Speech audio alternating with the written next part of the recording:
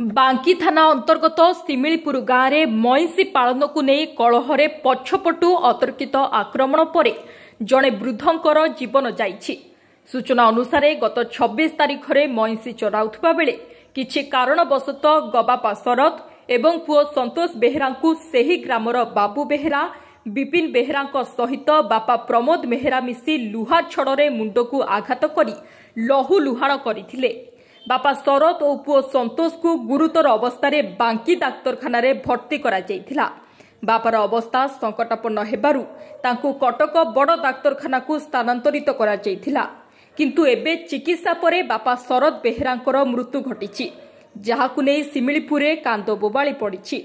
अन्यपटे आसामी बाबू बेहेरांक परिवार 2 जनकु पुलिस गिरफ करिथिबा बेले आउ जणे फेरार अछंती।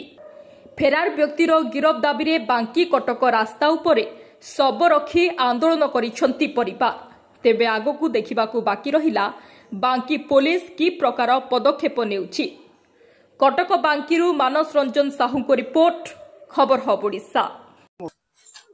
एमे परिचय देला आपनकर आया मोर ना निवास बेरा को गां सिमिलीपुर कोन आपनकर घटना हिची कहले आया कोन घटना हिची ओटे गंडबलिया जाई की करी कहरे आ मो भाई की पुतरा को आ बाबू बेहेरा प्रमोद बेहेरा विपी बेहेरा बापी बेहेरा जाकी बाड़ी की तळगति कर चले जे तांको आमे नेगलु मेडिकल नै जा परे एतु कटक रिफर करला मेडिकल डाक्टर नै जाकी बर्तन भाई आज हमरा आज चली गला आमे रास्ता अवरोध कर रास्ता अवरोध करिवे आमे आसामी मिलु नाथी आसामी न घर नाथी पुलिस न धरछि आमे केमन छाड़ देबो।